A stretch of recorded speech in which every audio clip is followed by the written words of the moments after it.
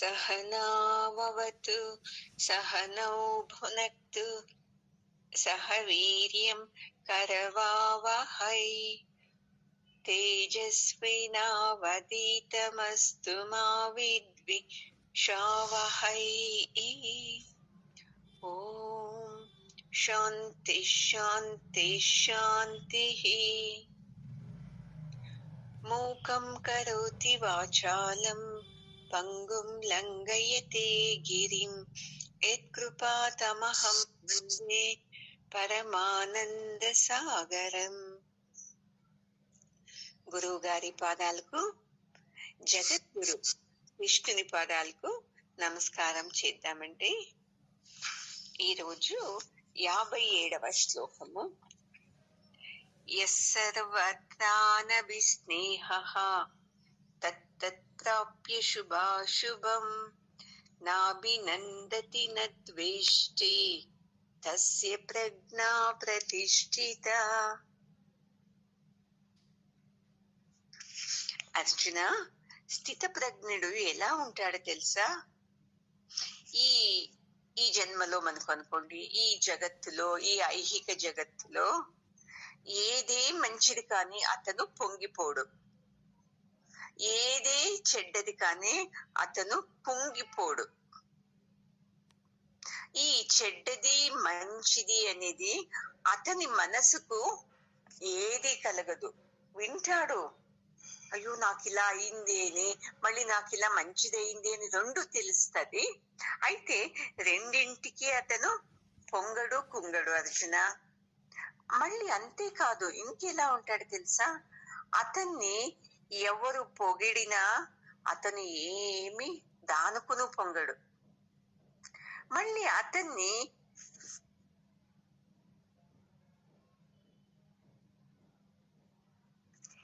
ఎవరు ఏ నిందలు వేసినా దానికి కూడా అతను ఏమి స్పందించడు. నన్ను పొగిడారే అని పొంగిపోయి వాళ్లతో మాట్లాడాడు. అదే వ్యక్తి తనను నిందించాడే అని తెలిసి అతనితో ద్వేషంతోనూ మాట్లాడాడు. చూడు అర్జున, పరిపూర్ణమైన జ్ఞానంతో ఎవరైతే ఉంటారో వాళ్ళే స్థిత ప్రజ్ఞులు అని చెప్తున్నాడు. ఇప్పుడు అర్జునుడు ఏం చేస్తున్నాడు? కుంగిపోతున్నాడు. అయ్యో, నేను నా బంధువుల్ని చంపాలని, మా తాతని, మా గురువుని చంపాలని, ఎలాగా అని కుంగుతున్నాడు. అంటే అతను స్థిత ప్రజ్ఞుడు కాదు కదా. ఇలా అర్థం చేసుకొని అని.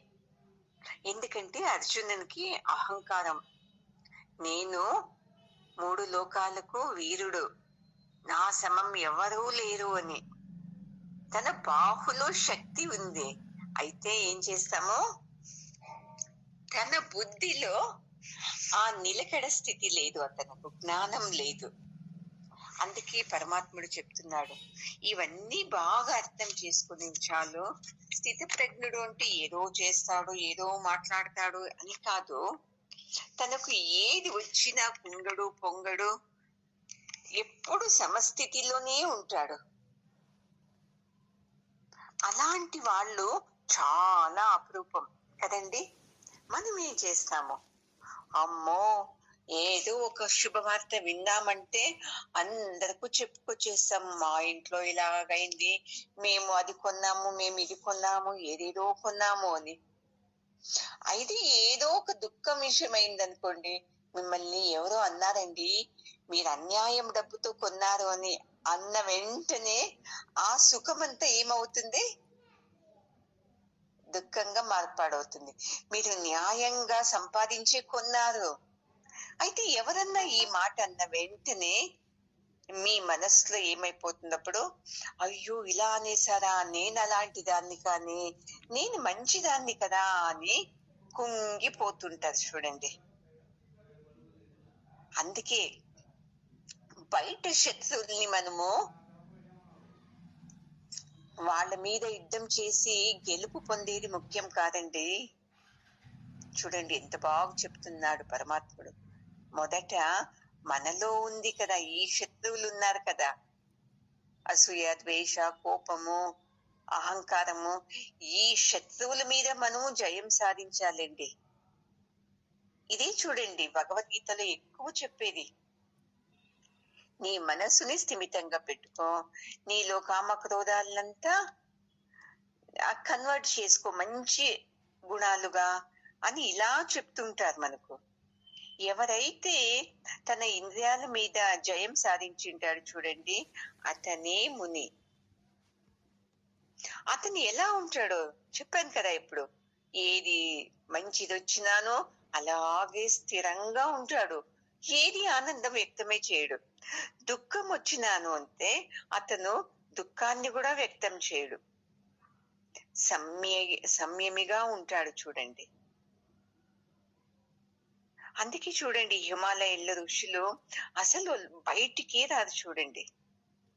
తపస్సు తపస్సు తపస్సు తపస్సు. అలా తమ మీదనే తపస్సు వాళ్ళు చేసుకునేది. తన ఇంద్రియాల మీదనే నిగ్రహం పొందుతారు చూడండి. అందుకే పరమాత్ముడు అంటున్నాడు, మొదట ఇంటి సమస్యని పరిష్కరించు, తర్వాత బయట వాళ్ళ సమస్యని పరిష్కరించు అని. కదండి, మనం ఏం చేస్తాము, ఇంట్లో అన్ని అలాగే వదిలేస్తాము, బయట వాళ్ళకి వెళ్ళి వాళ్ళకి సాయం చేయటము, వీళ్ళకి చేయటము, ఏదేదో చేస్తూ ఉంటాము. మొదట నీ ఇంట్లో నువ్వు శుద్ధి చేసుకోవాలి కదా. ఆ తర్వాత మనము బయట వాళ్ళకు సమస్యలకు పరిష్కారం చేసేది ఏదైనా చేయొచ్చు. ఇంట్లోని బిడ్డలకి మనం మంచి చెప్పము, వాళ్ళు విన్నట్లు వాళ్ళు చెప్పినట్టే వింటాము. అయితే పక్కింటి అమ్మాయి బిడ్డలకు బుద్ధి చెప్పడానికి వెళ్తాం మనం. చూడండి పరమాత్ముడు ఎంత బాగా మనల్ని ఉద్దేశించి చెప్తున్నాడు. మొదట నీ ఇంటి సమస్యని పరిష్కారం చేసుకో, తర్వాత బయట పరిష్కారం చేసుకోవాలి మనము. మనకి ఏమంటే మన అహంకారాన్ని టచ్ చేయకూడదు ఎవరును. అహంకారం అంటే మీరేమి సత్యం అనుకున్నారో, నాదిది, నేను అనుకున్నట్టే కరెక్ట్ అని దాన్ని ఏదన్నా కొద్దిగా టచ్ చేస్తామంటే కోపం వచ్చేసేస్తుంది. ఎందుకు కోపం అంటే, నన్ను ఇలా ప్రశ్నించారే, అసలు మీ గురించి చెప్పారు సత్సంగంలో, అయినా అది ఏమనిపిస్తుంది, నాకే చెప్పారు ఈ మాట, నాకు బాగా తెలుసు అనేది కోపగించుకునేది గురువు మీదే. చూడండి అందుకే చెప్తారు, ఎప్పుడైతే నీ మనసుని ఇలా పెట్టుకున్నావంటే నీవు చాలా స్థిమితంగా ఉంటావు. లేదు అంటే దుఃఖిస్తావు. ఇప్పుడు నీవు దుఃఖిస్తున్నావు కదా, అయ్యో నా బంధువుని చంపాలి, వ్యామోహము, ఇలా యుద్ధం చేయాల్సి వచ్చిందే, వాళ్ళు ఎందుకు వచ్చారు యుద్ధానికి నా మీద, ఇలానే కుంగిపోతుంటారు. ఇది స్థిత ప్రజ్ఞని లక్షణం కాదు కదా అర్జున. ఒక తూరి సర్దార్ వల్లభాయ్ పటేల్, అతను చాలా దేశభక్తుడు, విన్నారు కదా పేరు. అతను లాయర్ కూడా అంట చూడండి. అప్పుడు అతను ఏం చేస్తున్నాడు, కోర్టులో బ్రిటిష్ వాళ్ళు మన వాళ్ళనంతా బంధించింటారు కదా, వాళ్ళ పక్క వాదిస్తూ ఉంటాడు సర్దార్ వల్లభాయ్ పటేల్ లాయర్ గారు. అలా వాదన నడుస్తూ ఉంటది కోర్టులో. ఉన్నట్లు ఒక వ్యక్తి వచ్చి వల్లభాయ్ పటేల్ గారికి ఒక చీటీ ఇస్తాడు. వాళ్ళు ఆ చీటీ చూస్తారు, దాన్ని అలాగే ఒక బుక్ లో పెట్టిస్తారు, మళ్ళీ అలానే వాదిస్తారు. ఇలా 3 గంటల సేపు వాదిస్తారు చూడండి. తమ వాళ్ళ గురించి, బ్రిటిష్ వాళ్ళకు విరుద్ధంగా, మా వాళ్ళు మంచి వాళ్ళు, వీళ్ళకు గల్లు శిక్ష ఇవ్వకూడదు, వీళ్ళు అలాంటి తప్పు చేయలేదు అని 3 గంటల సేపు వాదిస్తారు చూడండి. 16 మందిని వాళ్ళు గల్లు శిక్ష కాకుండా కాపాడుతారు. ఆ వాదనంతా విన్న తర్వాత జడ్జి కరెక్ట్ అని చెప్పి వీళ్లకు గల్లు శిక్ష లేదు అని ప్రకటిస్తారు. ప్రకటించిన తర్వాత ఆ జడ్జి అడుగుతారు, అవును లాయర్ గారు, మీరు వాదించేటప్పుడు మీకు ఎవరో వచ్చి ఒక చీటీ ఇచ్చారు కదా, ఏమి అది అంటే, అప్పుడు అతను చెప్తాడు చూడండి, మా నా భార్య చనిపోయిందంట, అందుకని వాళ్ళు రమ్మని నాకు చీటీ రాసి పంపించారు అని చెప్తారు. మనమేంటే వేరే వాళ్ళని లెక్క చేయము, నా సమస్య ముఖ్యము అనేసి పరిగెత్తుకొని వెళ్ళిపోయేస్తా ఉంటాం. అయ్యో చనిపోయావే చనిపోయావే అని. అప్పుడు అతను వాదించుకోకుండా వెళ్ళిపోయి ఉంటే ఈ 16 మందికిను గల్లు శిక్ష వస్తుంది. అయితే చూడండి, అతను మనలాగే సామాన్య వ్యక్తి అయితే మనసులో అతను ఏమన్నాడు, ఇప్పుడు ఎలాగూ భార్య చనిపోయింది, నేను వెళ్ళి బతికించడానికి కాదు, ఇప్పుడు నేను వెళ్ళాననుకో ఈ 16 మంది జీవితము అన్యాయం అయిపోతుంది, ఆ కుటుంబంలో అందరికీ అన్యాయం అవుతుంది, అందుకే నేను వెళ్ళకూడదు, నేను వీళ్లతోనే వాదిస్తాను, వాదించి గెలిపిస్తాను నా వాళ్లను అని. చూడండి, దుఃఖం వచ్చినప్పుడు కూడా అతను కుంగిపోలేదు. ఇవన్నీ వింటే మనసు ఎంత సంతోషం కలగాలి మనకు. మనమేం చేస్తున్నాము, చిన్న చిన్న విషయాలకే అయ్యో అయ్యో అని పొదలాడతాము. అయ్యో పాపకు ఆరోగ్యం బాగలేదు, నేను సత్సంగానికి రాను, ఇంట్లో పని ఉంది, నేను సత్సంగానికి రాను. ఎన్ని చెబుతామండి మనం కారణాలు. ఒక్కతూరి ఈ సత్సంగం అనే వ్రతం తీసుకున్నాం అనుకోండి, మన జీవితాంతము ఈ సత్సంగానికి భంగం కలిగించేది ఏది వచ్చినా దాన్ని వదిలేయాల. చూడండి, సత్సంగం నాకు ముఖ్యమో అని ఎప్పటి వరకు మీకు రాదో అప్పటి వరకు ఈ జ్ఞానం అర్థం కాదండి. ఏదో ఒక వారం వస్తారు, విన్నటప్పుడు కరెక్ట్ అనిపిస్తుంది. ఎంతసేపు ఉంటుందండి అది? ఒక 5 నిమిషాలు 2 నిమిషాలు ఉంటుంది సత్యము ఇది అని. తర్వాత మీ సంసారంలో పడి అదే సత్యం అనేస్తారు. చూడండి, సర్దార్ వల్లభాయ్ పటేల్ తన భార్య చనిపోయినాను ఏడవకుండా కుంగిపోకుండా 16 మందిని వాళ్ళు రక్షించారు. ఇలాంటి వాళ్ళు స్థితప్రజ్ఞులు. ఇలాంటి వాళ్ళు చాలా మంది ఉంటారు, మన అక్కపక్కలోనే ఉంటారు. వాళ్ళు ఏం సమస్యలు వచ్చినా ఏమి చెప్పుకోరు, మామూలుగా జీవనం చేస్తూ ఉంటారు, నవ్వుతూనే ఉంటారు. అయితే లోపల దాని పరిష్కారం చేస్తూనే ఉంటారు, నేను ఇలా చేయాలి ఇలా చేయాలని. అంతేకాని సామాన్యుల్లాగా అయ్యో ఇలాగ అయిపోయింది అని ఏడవటము, కొట్టుకోవటము, తినకుండా ఉండటము, నిద్రపోకుండా ఉండటం ఏమి చేసి చూడండి. గమనించుకోండి, మీ అక్కపక్కలో మీకు తెలిసిన వాళ్ళలో ఉంటారు, మనిషిగా మన మధ్యలోనే ఉంటూ స్థితప్రజ్ఞులుగా ఉంటారు. అయితే వాళ్ళని గుర్తించే స్థితి మనకు రావాలి అంటే చాలా కష్టం కదండి. ఎందుకంటే మనకు నాలాగా అతను మాట్లాడతాడు, నాలాగా తింటాడు, అతనుకు నాకు ఏం డిఫరెంట్, మేమిద్దరము సమనే కదా అని వచ్చేస్తారు మనకు. అది కాదు. ఈ జ్ఞానం దృష్టితో చూసారంటే అప్పుడు మీకు తెలుస్తుంది, ఓహో స్థితప్రజ్ఞుడు అంటే ఎక్కడో కాదు,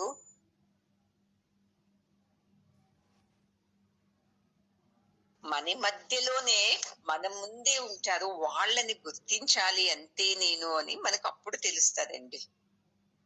అంతదాకా మనకు తెలియనే తెలియదు. ఇప్పుడు చూస్తాడు అర్జునుని ముఖము ఇంత చెప్పాక, అతను ఊరికి వింటున్నాడంతే. మళ్ళీ కృష్ణుడు ఇంకొక శ్లోకం చెప్తారండి. యదా సంహరతే చాయం కూర్మోంగానీవ సర్వశః ఇంద్రియాణీంద్రియార్థేభ్యః తస్య ప్రజ్ఞా ప్రతిష్ఠిత.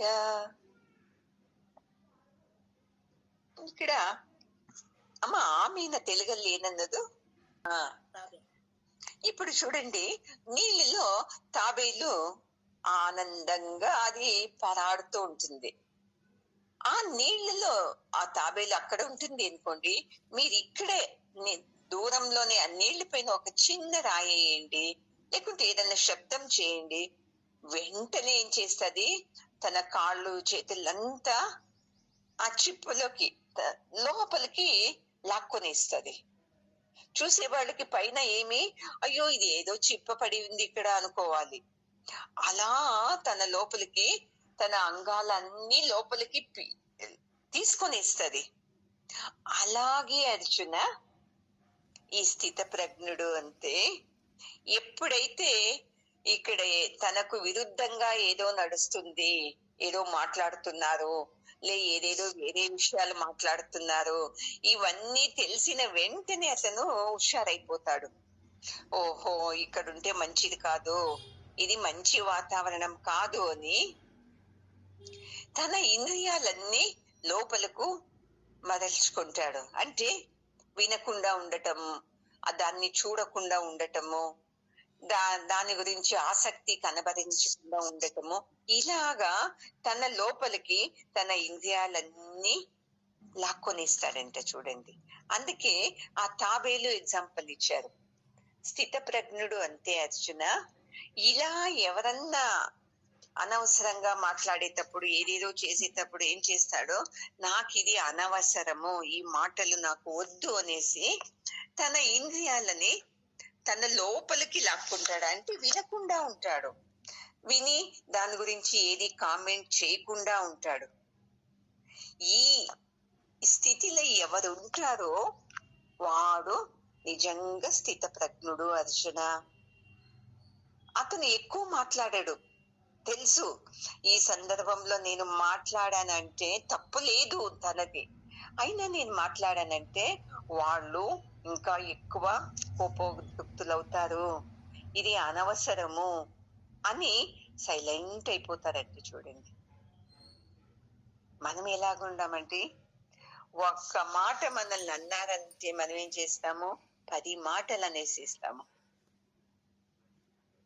కాదు, ఈ సత్సంగం జ్ఞానం వింటూ వింటూ వింటూ మొదట ఏం చేయాలి తెలుసా, మనం మాటల్ని తక్కువ చేయాలి. చూడండి, మొదటిలాగా ఎక్కువ మాట్లాడటము, ఎక్కువ వాదించటము, ఎక్కువ కొట్లాడటం, ఎక్కువ వేరే వాళ్ళ గురించి వినటము, మళ్ళీ వేరే వాళ్ళ గురించి మనము మాట్లాడటము, ఇవన్నీ వదులుకోవాలి. చూడండి, మనము లేదు సత్సంగం వింటున్నాను, యథా ప్రకారమే చాడీలు వింటున్నాను, చాడీలు చెబుతున్నాను అంటే ఏమి సుఖం లేదు. చూడండి, అందుకే మనము ఎప్పుడు షార్ప్ అంటే హుషారుగా ఉండాలి. ఓ బంధువులు చేరుతారనుకోండి, చేరినప్పుడు ఏం మాట్లాడుతుంది, వాళ్ళ గురించి వీళ్ళ గురించి ఉంటుంది, అమ్మో నేను హుషారు కావాలి, లేదంటే ఇంకా నేను కూడా వాళ్ళలాగే మాట్లాడతాను, ఆ కర్మ నా నెత్తి మీదకి వస్తుంది అని వాళ్ళు నైస్ గా అక్కడి నుంచి కదిలి వెళ్ళిపోతారు. చూడండి, అందుకే మనము మనలో తాకట్టు పెంచుకోవాలి. ఎవరైతే ఏది మంచి గురించి మాట్లాడతారో వినండి, సంతోషించండి. అయితే ఎవరు చెడ్డ గురించి మాట్లాడేది, వాళ్ళ గురించి వీళ్ళ గురించి మాట్లాడేటప్పుడు అప్పుడు ఏం చేయాలి, మనము సైలెంట్ గా అక్కడి నుంచి ఏదో పని ఉంది అని ఏదో చెప్పి వెళ్ళిపోవాలి. మనం అలా ఉంటాడు అర్జున స్థిత ప్రజ్ఞుడు. మళ్ళీ అతను సహజంగానే ఉంటాడు, బాగా అర్థం చేసుకోవాలి మీరు. మనలాగే తింటాడు, ఉంటాడు, వ్యవహారాలన్నీ చేస్తాడు, పని చేస్తాడు. అయితే జ్ఞానంలో మాత్రం అతను అందరితోనూ ఉన్నాను, తన రూటే వేరేగా ఉంటుంది. ఇది తాబేలుకి ఎలా శత్రుపక్షులు, ఓ ఇప్పుడు నీళ్లలో అలజడి అయింది, ఏదో శబ్దమైంది అంటే ఓ ఎవరో ఏదో చేస్తారో అని ఎలా అది అలర్ట్ అయ్యి తన అంగాల్ని లోపలికి లాక్కుంటుందో అలాగా మనము జీవనం చేయాల. చూడండి, మనము ఏదో చూస్తామనుకోండి, అయ్యో ఎంత బాగుంది అనుకో దానిలోనే మునిగిపోయేస్తాము. తక్షణం మీ బుద్ధి మీకు చెప్పాలి, హెచ్చరించాలి, ఏంటిది నేను ఇలా ఆశపడుతూ ఉన్నాను ఆ వస్తువు గురించి, అది నాకు అక్కర్లేదు కదా అని తక్షణం దాన్ని అక్కడే విత్డ్రా చేసుకోవాలి. ఎవరి గురించో వింటుంటాము, మనకు సహజ స్థితి, అవునా అలాగే కావాలి వీళ్ళకు అనుకుంటా ఉంటాము. ఈ సత్సంగం జ్ఞాపకం వస్తుంది అనుకోండి, తక్షణం మీరు దాన్ని కట్ చేసేయాలి. ఓ, వేరే వాళ్ళ విషయం నాకు అక్కర్లేదు, ఇంకా వేరే విషయాలు మాట్లాడితే నాకు పాపమే ఎక్కువ కలుగుతుంది, అది నాకు అనవసరమా అని అతను ఏదో ఒక మాట్లాడుకొని వాళ్ళ మధ్య నుండి వేళ్ళు పుట్టిస్తాడు. ఇలాగా మనము మన మనసుని ఎప్పుడూ ఉన్నతంగా యోచించేలాగా చేయాలి. చూడండి, మనం ఏం చేస్తాము, మన మనసుని చీప్గా కిందకు వెళ్ళేసి అన్ని మాటలు మాట్లాడేస్తాము. ఇది స్థిత ప్రజ్ఞని లక్షణం కాదు అర్జున. ఇలా నీవు జీవించేయాలి.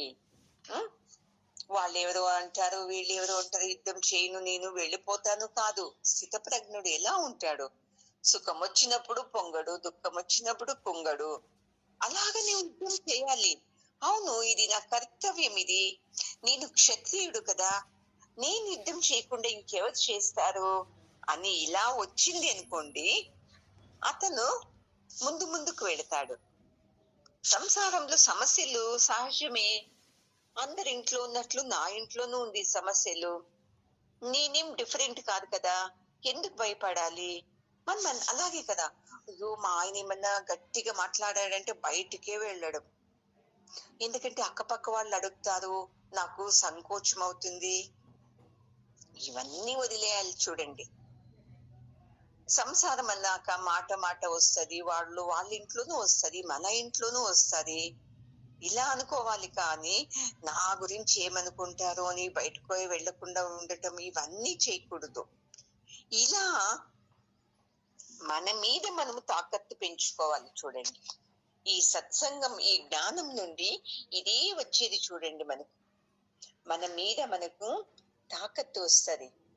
అప్పుడు ఈ మాన అవమానాలు ఇవన్నీ మనకు క్షుల్లకమైపోతుంది. అయ్యో, రాత్రంతా మా ఆయన తిట్టాడే, అందరూ వినపడించుకున్నారు, ఎలా బయటకు వెళ్ళటం? వదిలేసేయండి. ఏ ఇంట్లో సంసారాలు లేవండి, దుఃఖాలు లేవండి? లేవా? అందరింట్లోనూ సమస్యలే, అందరింట్లోనూ కొట్లాడతారు, అంతే తప్ప ఇలా అనుకొని అయ్యో మా ఆయన చెడ్డోడే ఏదేదో అనుకొని మనమే యోచిస్తూ ఉండకుండా సమస్థితిలో ఉండాలి. ఈ సత్సంగం జ్ఞానంతో మీరు అలా యోచించాలి. దాంట్లో ఏముంది, వాళ్ళ ఇంట్లోనూ ఉంటది, మేము వాళ్ళని అడుగుతామా, ఏం మీ ఇంట్లో ఈరోజు కొట్లాట? అంతే, వాళ్ళు అడిగితేను చెప్పేస్తాము. సంసారం అన్నాక సహజం కదండి, ఒక మాట అనేసారండి, వాళ్ళు నోరు మూసుకోరా? ఇలా వెళ్ళాలి అర్జున మనము, అంతే తప్ప దుఃఖిస్తూ కూర్చొని ఉంటే అది స్థిత ప్రజ్ఞని లక్షణం కాదు అని చెప్తున్నారండి. విషయ వినివర్తంతే నిరాహారస్య దేహినః రసవర్జం రసోప్యస్య పరం దృష్ట్వా నివర్తతే. చూడు అర్జున, అంతేకాదు, ಒಂದೇ నిమిషం, ఇది ఇంద్రియాలకు ఆహారం ఇవ్వరు, అప్పుడైతే ఆ ఇంద్రియాలు ఏం చేస్తుంది, ఆ విషయాలన్నీ అక్కడికే వదిలేసి వెళ్ళిపోతుంది. అంటే ఏం ఆహారము? ఇప్పుడు కంటికి అయ్యో అది కావాలి, చూడాలి, దాన్ని చూడాలి, దీన్ని చూడాలి అనే ఆహారాన్ని ఇవ్వకుండా ఉంటే అప్పుడు అదేం చేస్తుంది, కామ్గా ఉంటది. చెవులకు వాళ్ళ విషయాలు వినాలి, వీళ్ళ విషయాలు వినాలి అనే ఆహారం ఇవ్వకుంటే ఏం చేస్తుంది, కామ్గా ఉంటది కదండి. నోటికి ఏదేదో వాగాలి, వాళ్ళని తిట్టాలి అనేది వదిలేస్తే నోరు ఎలా ఉంటది, సైలెంట్ గా ఉంటది. ఇవి ఆహారాలు ఇంద్రియాలకు. అలా ఎవరైతే ఇంద్రియాలకు ఇలాంటి ఆహారాలు ఇవ్వకుండా ఉంటారు చూడు, అప్పుడు ఆ ఇంద్రియాలు ఆ విషయాల వెంట వెళ్ళవు అర్జున. ఇప్పుడు అర్జునుడు ఏం చేస్తున్నాడు, విషయాల వెంట వెళుతున్నాడు కదా. ఏ విషయము, మా తాతకు అలా అవుతుంది, మా గురువుకి ఇలా అవుతుంది, వాళ్ళని చంపేస్తే పాపం వస్తుంది, అలా కాకూడదు, ఇది తప్పు, ఇది కృష్ణుడు చేస్తుండేది తప్పు, ఇది యుద్ధం చేయమనడము, ఇలా ఏదేదో విషయం ఆహారం ఇస్తున్నాడు కదా. అవేమి ఇవ్వకుండా నాది కర్తవ్యము, యుద్ధం చేయాలి ఇంతే మనసులో ఉంటే అతనుకు ఇంత ఏడ్చేయడం కానీ, కుంగిపోవడం కానీ ఏది ఉండలేకుండా ఉండేది. మనము అంతే. మన ఇంద్రియాలను బయటకు ఎక్కువ వదలకూడదు. వినటము, చూడటము, తినటము ఇదే జీవితం అంతా చేసాం మనము.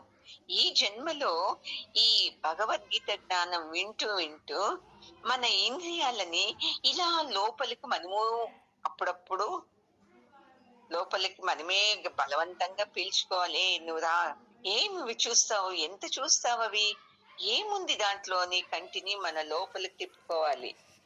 ఎన్ని మాటలు వింటాము, ఎంత సంసారం చెడిపోయి మాటలు వినే దాంట్లో నీకు ప్రయోజనం ఉందా అని చెవునేం చేసుకోవాలి, లోపలికి తిప్పుకోవాలి. ఇలా చేసామంటే చూసుకోండి, అప్పుడు మనకు ఈ ఆశలు ఇవన్నీ నాశనం అయిపోతుంది. పరమాత్మను వైపు మనకు ఎక్కువ మనసు వస్తుంది చూడండి. అందుకే ఇలా ఇంద్రియాలని నీ లోపలకు తిప్పుకొని ఈ పరమాత్ముని తెలుసుకున్నావంటే నీలోని ఆశలన్నీ నాశనం అయిపోతుంది అర్జున. మనం ఏం చేస్తున్నామో పరమాత్ముని తెలుసుకోకుండా మన ఇంద్రియాలకి ఆహారం బయటవే ఇస్తున్నాము. అందుకే ఈ ఇంద్రియాలు ఏం చేస్తుంది, పరమాత్మని గురించి కాకుండా బయటి దాని గురించి ఎక్కువ యోచిస్తూ ఉంటది. అది తప్పు, ఇది తప్పు, అలా ఉండాలి, ఇలా ఉండాలి. ఎంత ఉంది కదండి మనకు, ఏం తక్కువ ఉందా? దాన్ని సరిచేయాలి, దీన్ని సరిచేయాలి. వేరే వాళ్ళ విషయం మనకి ఎందుకు కదండి. మన విషయంది మనం చూసుకోము, మన ఇంటిని మనం సరి చేసుకోము, వేరే దాన్ని సరిచేసేకి పోతాము. చూడండి, ఇప్పుడు ఏదో సీరియల్ చూస్తా ఉంటారు. చూస్తూ చూస్తూ మనకు ఏదో ఇలా దుఃఖమైన సంఘటన జ్ఞాపకం వస్తుంది, మనసంతా డిస్టర్బ్ అయిపోతుంది. అవును కదా, మా అత్త కూడా నాకు ఇలాగే చేసేది కదా, నా కోడలు కూడా ఇలాగే చేసేది కదా అని. అయితే అది ఆన్ చేస్తాము టీవీ అనుకో, ఏదో వస్తుంది. అయ్యో, ఈ కథల నుండి నేనేమి నేర్చుకునేది ఉండదు, ఊరికి ఇలాంటివన్నీ చూడకూడదు అని మీరు టీవీ ఆఫ్ చేశారనుకోండి, అప్పుడు మీ మనసు అంత డిస్టర్బ్ అవుతుందా? దాని గురించి యోచనలు కూడా అంత రావు చూడండి. ఇలాగా మనం సాధన చేయాలి. తినను తినను తినకూడదు తినకూడదు అనుకోరాదు, కొద్దిగా తినాలి. అంటే కొద్దిగా అంటే కడుపు నిండుకు తినాలి, కానీ లేదు ఇలాంటిది కావాలి, అలాంటిది కావాలి, అలాంటిది అలాంటిది అని ఎక్కువ ఆ రుచితోనే మనము కాంటాక్ట్ అవుతాము. ఇలాంటివన్నీ మనం ఏం చేయాలి, నిదానంగా తక్కువ చేస్తూ రావాలి. ఇలా నీవు ఎప్పుడైతే ఇంద్రియాల మీద నియంత్రణ చేస్తావో అప్పుడు ఆనందంగా ఉండొచ్చు. చూడండి, మీలోనే చూసుకోండి, ఈ సత్సంగముకు వచ్చే ముందు మీ మనసు ఎలా ఆరాట పడుతూ ఉండేది. అది కావాలి, ఇది కావాలి, వాళ్ళు ఇలా అన్నారు, వాళ్ళు ఇలా అన్నారు, అయ్యో అని. ఇప్పుడు అలాగే ఆరాట పడుతుందా? అందుకే సాధకుడు ఏం చేయాలంటే, ఇలా ఇంద్రియాలకు ఇలాంటి సత్సంగం అనే ఆహారం ఇవ్వాలి. చూడండి, అప్పుడు కోపం తగ్గుతుంది. మీరే అన్నారు కదా, కొంతమంది మొదటిలాగా నేను కోపం చేసుకోను, యోచిస్తాను, యోచించి మాట్లాడతాను అని. ఇలా మన మనసుని ఏదేది ప్రచోదిస్తుందో దాన్నంతా కట్ చేసుకొని రావాలి. చూడండి, ఇలా చేస్తూ వచ్చినప్పుడు అప్పుడు ఇంద్రియాల మీద మనం జయం సాధించచ్చు. ఇదే చూడండి, సంసారంలో ఉండి తపస్సు చేయటం అంటే. అనవసరంగా తిట్టడము, ఊరికే ఉండదు నోరు, వాళ్ళ గురించి వీళ్ళ గురించి చెప్పటము, తిట్టడము, ఇవన్నీను నిలిచిపోతుంది ఈ జ్ఞానంతో. ఇలాంటి స్థిత ప్రజ్ఞుడి లక్షణాల్ని అర్జునుకే కాదు, మనందరికీ కావాలి కదండి. ఇలా వింటూ వింటూ ఈ సత్సంగం జ్ఞానం వింటూ వింటూ మన లోపల అప్పుడు ఇలాంటి వాంఛలన్నీ నాశనం అయిపోతుంది. అప్పుడు మనలోనే ఉన్న ఆత్మని దర్శనం అవుతుంది. ఇప్పుడు మనలోనే పరమాత్ముడు ఉన్నాడు, అది అందరికీ తెలుసు. ఏ పరమాత్ముడు నీలో ఉన్నాడు, నాలో ఉన్నాడు అని. మరి ఎందుకు దర్శనం కావటం లేదు అంటే మనలో కల్మషాలు ఎక్కువ ఉంది. ఆ కల్మషాలన్నీ ఏం కావాలి? శుద్ధి కావాలి కదా. అప్పుడు చూసుకోండి, మనలోని పరమాత్ముని దర్శనమే మనకు అవుతుంది. అందుకే అర్జున, మనము ఇంద్రియాలకు అనవసరంగా ఎక్కువ. ఇప్పుడు చూడండి, కొంతమంది ఇంట్లో తింటారా, బంధువుల ఇంటికి వెళ్తారు, వాళ్ళు ఇస్తే అక్కడ కూడా తింటారు, మళ్ళీ ఇంకొక ఇంటికి అక్కడ తింటారు. ఉన్నిలే, వాళ్ళు ఇస్తున్నారు కదా తింటాం, ఏమవుతుంది అని. లాస్ట్ గా ఏమైపోతుంది అంటే తింటూ ఉండటమే ఒక అలవాటు అయిపోతుంది. మీ మనసు కంట్రోల్ చేసుకోవాలి. ఇప్పుడు టిఫిన్ తిన్నాను, మధ్యాహ్నం వరకు తినను అనుకొని బయటికి వెళ్ళండి, చూద్దాము. అప్పుడు ఆ ఇంద్రియము కావాలి కావాలి, తినాలి తినాలి అనేది తక్కువైపోతుంది.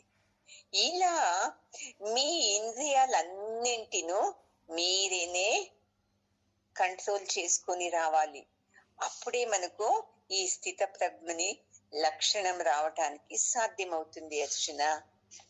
అందుకే నీవేం చేయాలి, ఇప్పుడు వాళ్ళకి ఇలా అయింది, వీళ్ళకి ఇలా అవుతుంది, ఎలా ఎలా అనే దాన్ని వదిలేసేయి. నువ్వు వదిలేసి నా కర్తవ్యం ఏంటి, నేను యుద్ధం చేయటము, నేను క్షత్రియుడు కదా, అంత తప్ప నాది ఇంకేం లేదు అని ఇలా మనము యోచించేయాలి. చూడండి, ఇలా చేస్తూ ఉండేటప్పుడు చూసుకో, మనము అంతే. చూడండి, ప్రతి ఒక్క దానికిను ఈ సత్సంగాన్ని కనెక్ట్ చేసుకోండి మీ సమస్యలకు. సత్సంగంలో ఇలా చెప్పారు కదా, ఇలా చెప్పారు కదా అని మీకు వచ్చినప్పుడు ఆ ఇంట్లో సమస్యలు తక్కువవుతా వస్తుంది. అంటే మీరు అప్పుడు ఏం చేస్తారు, మాటలు తక్కువ చేస్తారు, శుద్ధంగా మాట్లాడటం నేర్చుకుంటారు. ఇలా ఇలా మీరేనే మీ మనసును వేరే పక్కు అవాయిడ్ చేసుకోవాలా. చూడండి, టైం ఉండేవాళ్ళు గీత శ్లోకాలు చదవటము, పురాణాలు చదవటము, ఏదో ఇలా చేయాలి. అయ్యో ఉన్నిలేండి, వాళ్ళతో మాట్లాడతాము, టీవీతో వేసుకొని చూస్తాము సీరియల్స్. సరే అండి, సీరియల్ చూస్తూ ఏం నేర్చుకున్నారు చెప్పండి? మంచిదంటూ నేర్చుకోము, సీరియల్స్ లో నేర్చుకుంటామా? అది తెలుసు మనకు. అయినాను ఇన్ని గంటలకు వచ్చి ఆ సీరియల్ మిస్ అయితే ఎలాగా, సీరియల్ అయిపోయిన తర్వాత చూస్తాము. ఇలా మన మనసుని ఏం చేస్తాము, అంత బయటికి తీసుకుని వెళ్తాము. అది తప్పు అని చెప్తారు చూడండి. అందుకే మనం ఎప్పుడు అంతే, మన మనసులో ఎక్కువ ఈ సత్సంగా జ్ఞానాన్ని నింపుకోవాలి. చూడండి, భగవద్గీత అన్న పేరు వింటే చాలు మీ మనసంతా ఆనందమైపోవాలి. అరే నేను వింటున్నాను కదా అని. కృష్ణుడు అనే పేరు వింటే చాలా, అమ్మో నేను కృష్ణుని గురించి కదా వింటుండేది. ఇలా వచ్చి మీ మాటల్లోనే చేంజ్ కావాలి. చూడండి, మీ వర్తనలోనే చేంజ్ కావాలి. అప్పుడు తెలుస్తుంది నాకు, మీకు ఈ సత్సంగం జ్ఞానము లోపలకు వెళ్తూ పని చేస్తూ ఉంది. లేదు అంటే ఏం చేస్తావు, కానీ కాదు. అందుకే పరమాత్ముడు ఎంత బాగా కథ చెప్తారు. కృష్ణుడు మహాభారతంలో కథ ఉంది కదా, ద్రౌపదికి మానభంగం చేసేటప్పుడు తను భర్తలంతా వేడుకుంటుంది, ఎవరూ రక్షణ చేయరు. అప్పుడు ఏం చేస్తాడు, కృష్ణున్నే వేడుకుంటుంది కదా. కృష్ణుని ఏమని, ద్వారకాధీశ నన్ను కాపాడు, నన్ను కాపాడు ద్వారకాధీశ అని వేడుకుంటుంది. తక్షణం వచ్చాడు కృష్ణుడు, నిదానంగా తర్వాత వచ్చి కాపాడుతాడు కదా. అప్పుడు ఆ సంఘటన తర్వాత ఒక తూరి వనవాసంలో ఉండేటప్పుడు కృష్ణుడు అక్కడికి వెళతాడంట.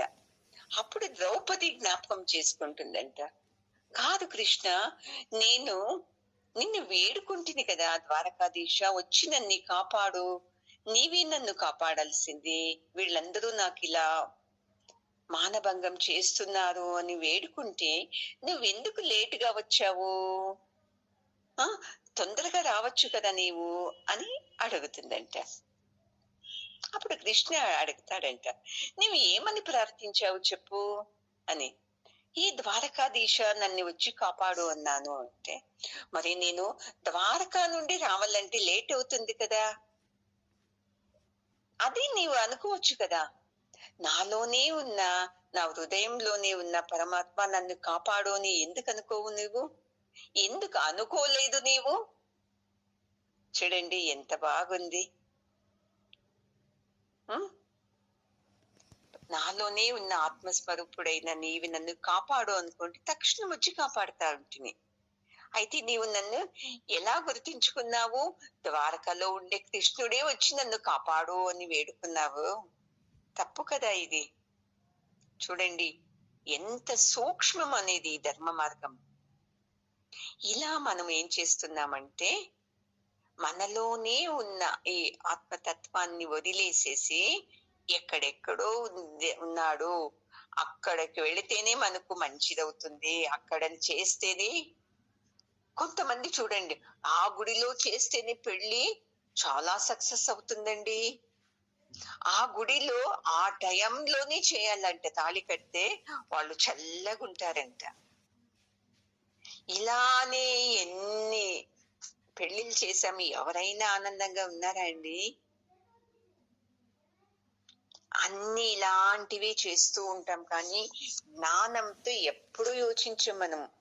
ఇది తప్పు అని అనటం లేదు నేను, ఇలా జ్ఞానంతో యోచించండి అని చెప్పటం. అవును కదా, వాళ్ళు మంచి ముహూర్తంలోనే చేశారు, ఎదురింటోళ్ళు చేశారు, అయినా వాళ్ళు ఆనందంగా లేరే అని ఎప్పుడు రాదు మనకు.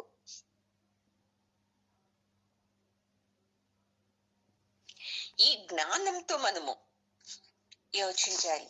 వాళ్ళ ప్రారంభంలో ఉన్నదే వాళ్ళు అనుభవిస్తారు, మనం చేతిది చేయాలి అంతే. ఇలా అనుకొని ఎవరు బుద్ధితో చేస్తుంటారో వాళ్ళకు సమస్యలే లేవండి.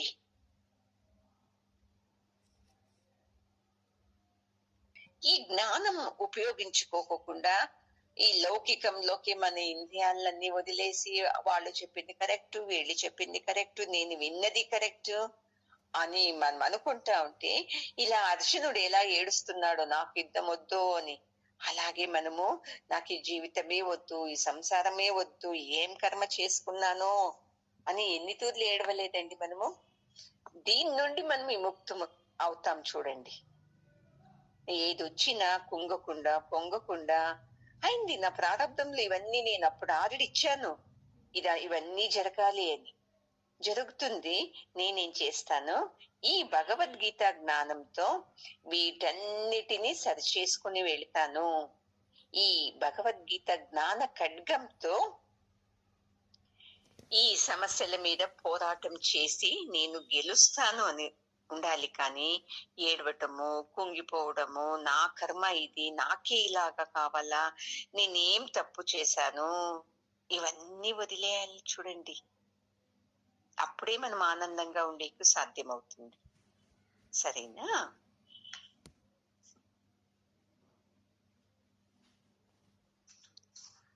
ఓం పూర్ణమదః పూర్ణమిదం పూర్ణాత్ పూర్ణముదచ్యతే పూర్ణస్య పూర్ణమాదాయ పూర్ణమేవావశిష్యతే. ఓం శాంతి శాంతి.